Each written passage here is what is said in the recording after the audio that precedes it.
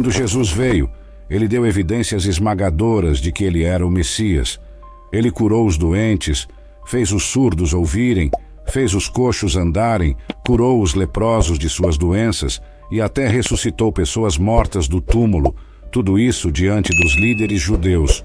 Eles também tinham acesso a todas as profecias do Antigo Testamento sobre o Messias prometido e, mesmo assim, rejeitaram Jesus como o Messias. A pergunta permanece: por quê? Por que, no meio de todas as evidências, o povo judeu rejeitou Jesus? É sobre isso que vamos falar hoje neste vídeo. Há muitas razões pelas quais o povo judeu, em sua maioria, rejeitou Jesus como o Messias, mas neste vídeo vou dar 4 delas. A primeira é que eles confundiram as profecias do Antigo Testamento que falavam sobre a primeira vinda de Jesus com a segunda vinda dele.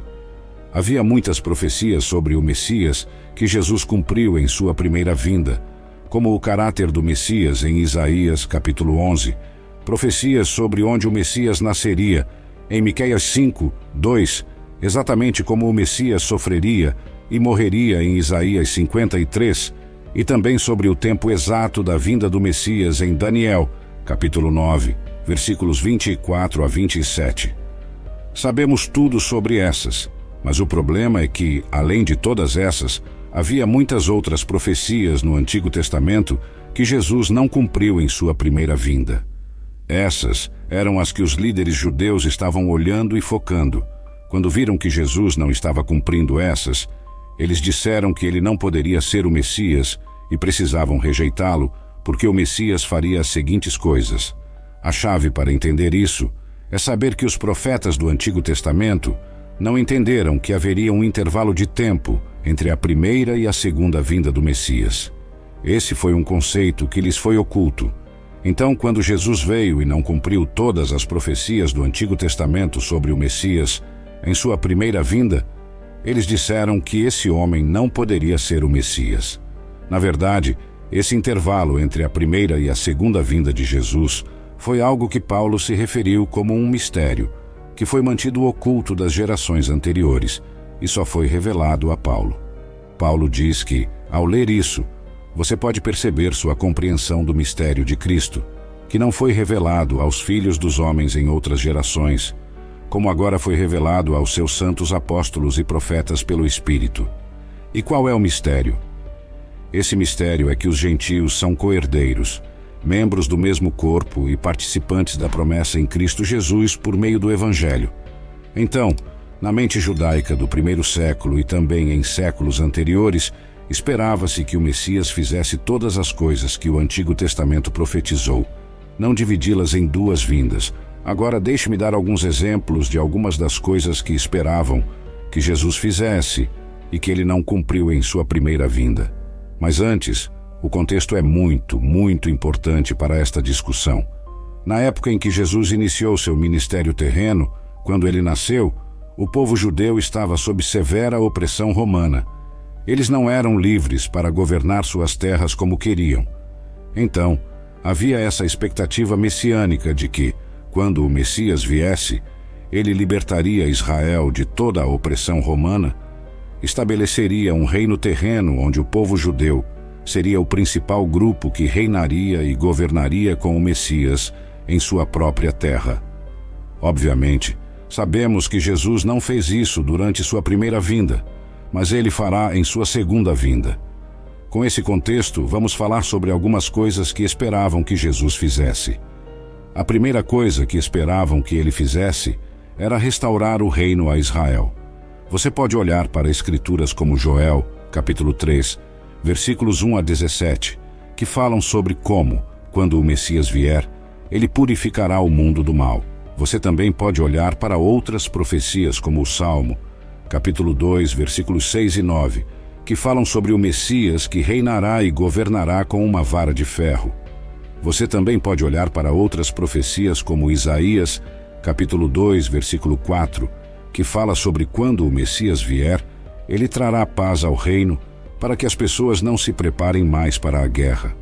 Na verdade, até os próprios apóstolos de Jesus se perguntavam e questionavam se Jesus cumpriria essas profecias do Antigo Testamento antes de ele ascender ao céu.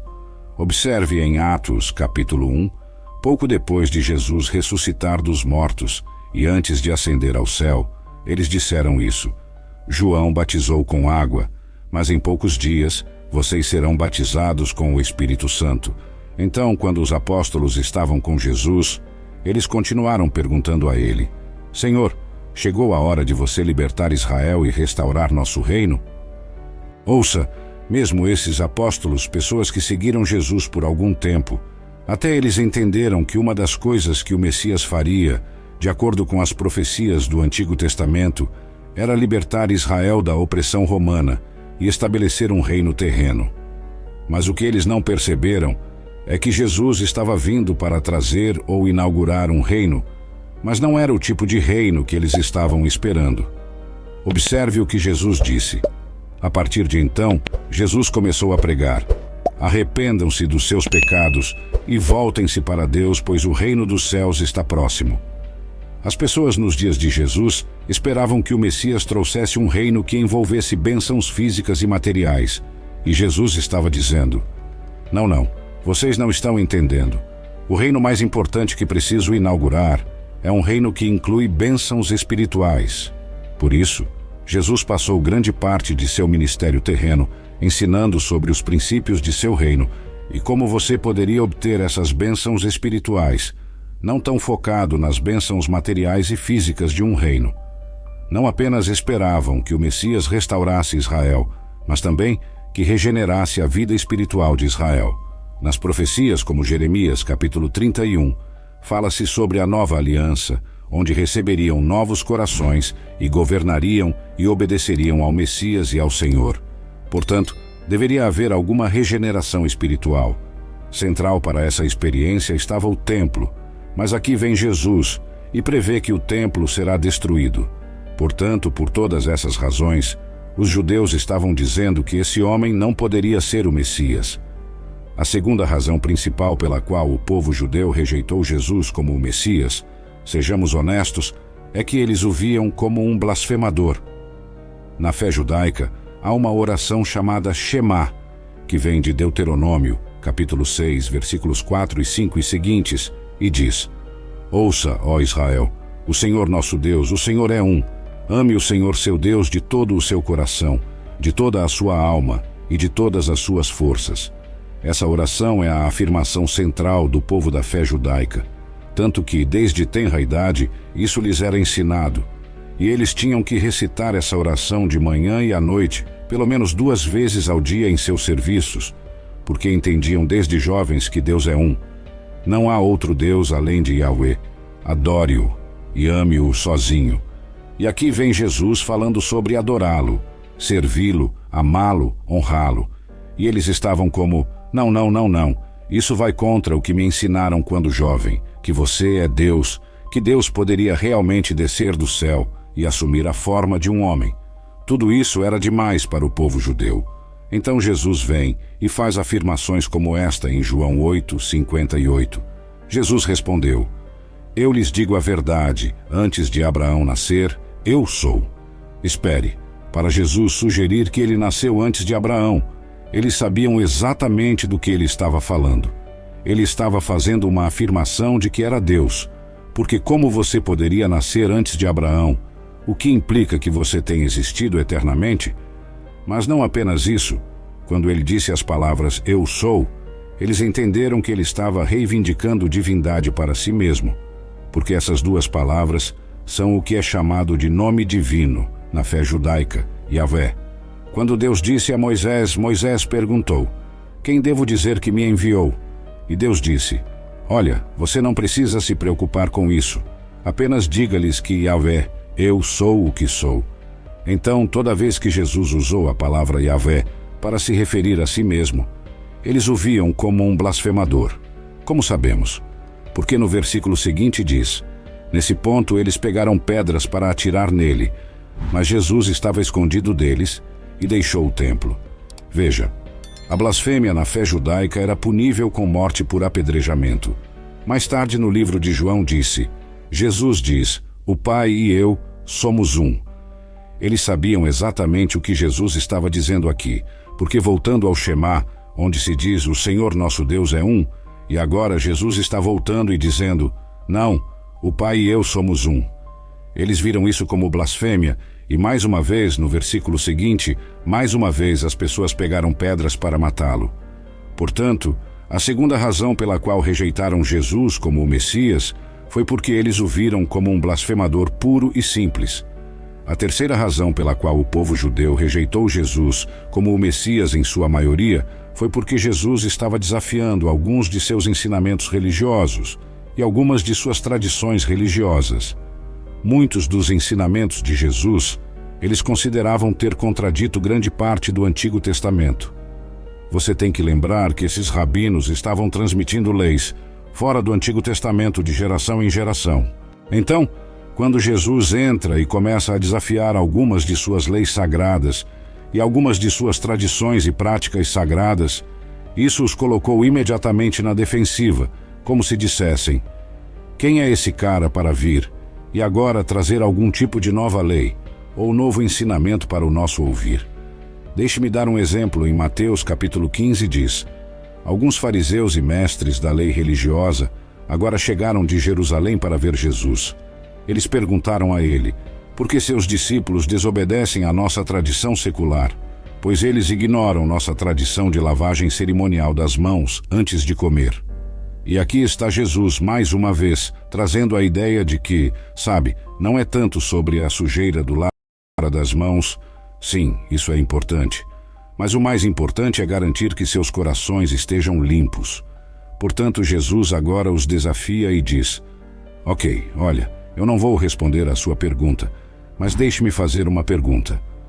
Por que você acha que é justo fazer um voto e prometer dar uma certa quantia de dinheiro, mas quando seus pais precisam desse dinheiro, você desobedece ao mandamento mais básico de ajudar e honrar seus pais? Porque você diz, ei, eu já me comprometi esse dinheiro para dar ao sistema religioso local daquele dia. Então Jesus está desafiando algumas de suas práticas e tradições. Jesus também está tentando redefinir o que significa trabalhar no dia de sábado. Ele também está dizendo que eles precisam amar seus inimigos e orar por eles, o que era totalmente contrário à ideia do Antigo Testamento de purgar o mal, especialmente no contexto em que estavam sob opressão romana. Esses ensinamentos estavam simplesmente indo contra a corrente para eles. Agora, aqui está outra maneira pela qual Jesus estava trazendo um novo ensinamento para eles. E eles estavam como, não, esse cara não pode ser o Messias. Em Marcos capítulo 2, Jesus cura um homem paralisado e observa-se aqui no versículo 5. Vendo a fé deles, Jesus disse ao paralítico, meu filho, seus pecados estão perdoados. Imediatamente isso colocou os líderes religiosos na defensiva, porque eles estavam como, espere um segundo. De fato eles dizem, mas alguns dos mestres da lei religiosa que estavam sentados lá pensaram consigo mesmos, o que ele está dizendo? Isso é blasfêmia. Só Deus pode perdoar pecados. Você tem que entender que em seu sistema, a forma de expiação pelos pecados era através de sacrifício, passando por um sacerdote, trazendo o animal adequado ao sacerdote para expiar seus pecados, e também o dia da expiação, Yom Kippur, Levítico 16. Tudo isso era o que estava prescrito no Antigo Testamento como a única maneira de ser perdoado pelos pecados. E agora esse cara aparece na cena e diz, sim, você pode ser perdoado por seus pecados. Por quê? Porque eu disse, porque saiu da minha boca. Eles estavam como, o que no mundo, quem ele pensa que é? Então, quanto mais Jesus começou a ensinar essas coisas que eram contrárias ao que seus líderes religiosos estavam ensinando, os líderes começaram a se sentir ameaçados e sentiram a necessidade de controlar, porque não queriam que os membros da fé judaica começassem a seguir Jesus. Agora, como eu disse, há muitas outras razões pelas quais Jesus foi rejeitado como o Messias, mas deixe-me dar a quarta e última que vamos falar neste vídeo, e é simplesmente que seus corações estavam endurecidos em relação à verdade. Uma das maneiras de ver isso é em João, capítulo 11, onde Jesus ressuscita um homem morto do túmulo que estava morto há 4 dias. Seu nome é Lázaro. Observe a resposta do povo judeu depois que Jesus ressuscita um homem dos mortos, algo que você pensaria que só Deus poderia fazer tal milagre, mas observe como eles responderam. Muitas das pessoas que estavam com Maria creram em Jesus quando viram isso acontecer, mas alguns foram aos fariseus e contaram a eles o que Jesus havia feito. Em vez de dizerem: "Ei, sabe de uma coisa? Acabei de ver algo que nunca vi antes, algo que só Deus pode fazer. Então sabe de uma coisa? Independentemente do que eu acreditava antes, esse cara acabou de provar que ele é Deus encarnado. Ele é o Messias. Então vou colocar minha fé nele." Não.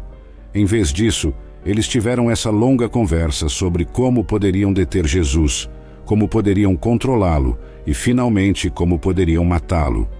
Observa-se aqui que, a partir daquele momento, os líderes judeus começaram a tramar a morte de Jesus. A realidade de por que o povo judeu rejeitou Jesus como o Messias foi porque eles não queriam acreditar, seus corações estavam endurecidos em relação à verdade. Eles até chegaram a afirmar que Jesus estava fazendo todas essas coisas milagrosas pelo poder de Satanás. Portanto, por todas essas razões, Jesus se torna o que Paulo diz ser uma pedra de tropeço, uma pedra na qual os judeus continuaram tropeçando. Mas em outro lugar a Bíblia diz que essa pedra que os construtores rejeitaram, que é Jesus, os construtores eram o povo judeu, eles rejeitaram e agora se tornou a pedra angular da fé cristã. Porque Paulo diz em Romanos, capítulos 9 a 11, que por causa da queda do povo judeu, agora isso abre a porta para pessoas como você, pessoas como eu, gentios que agora puderam ser incluídos ou enxertados na família de Deus. Por que tudo isso aconteceu? Em grande parte porque o povo judeu rejeitou Jesus Cristo como o Messias, e agora Deus está levantando uma geração de gentios que agora carregarão a tocha e cumprirão seu plano divino de ser uma luz para o mundo. Então, o que devemos fazer como gentios em relação a como podemos orar por nossos amigos judeus? Bem, vou deixar você com isso em Romanos, capítulo 10, versículos 1 a 4. Paulo colocou desta maneira: "Queridos irmãos e irmãs, o anseio do meu coração e minha oração a Deus é pelo povo de Israel para ser salvo. Eu sei que eles têm entusiasmo por Deus, mas é um zelo mal direcionado. Ouça, sempre que fui a Israel em novembro do ano passado, vi um povo lá que tinha zelo, que tinha fome, que tinha sede. Eles estavam orando dia e noite no Muro das Lamentações, estavam lendo suas Bíblias judaicas do Antigo Testamento, estavam orando, estavam adorando, mas como Paulo disse, eles têm um zelo por Deus, mas falta-lhes o verdadeiro conhecimento, pois não entendem o modo de Deus de tornar as pessoas justas diante dele. Recusando-se a aceitar o modo de Deus, eles se apegam ao seu próprio modo de se tornar justo diante de Deus, tentando guardar a lei, pois Cristo já cumpriu o propósito para o qual a lei foi dada. Como resultado, todos que creem nele são feitos justos diante de Deus. Então, qual deve ser nossa postura de coração em relação aos nossos amigos judeus? Devemos nos unir a Paulo no anseio de seu coração para que todo o Israel seja salvo. Agora, eu disse anteriormente que houve duas vindas de Jesus Cristo e que muitas das profecias sobre o Messias foram cumpridas na primeira vinda, mas todas as profecias do Antigo Testamento sobre o Messias que não foram cumpridas na primeira vinda de Jesus serão finalmente cumpridas na segunda vinda de Jesus Cristo, especificamente durante o reinado milenar de 1000 anos de Jesus, onde ele estabelecerá um reino terreno e reunirá todos os judeus e colocará um coração em seu próprio povo para querer adorá-lo e segui-lo. Mas essa não é a realidade na primeira vinda. Essas coisas verão seu cumprimento na segunda vinda de Cristo, que ainda não aconteceu. Gostaria muito de ouvir de você quais são seus pensamentos, quais você acha que são outras razões pelas quais o povo judeu rejeitou Jesus como o Messias? Deixe-me saber na seção de comentários abaixo. Te vejo no próximo vídeo. Deus te abençoe.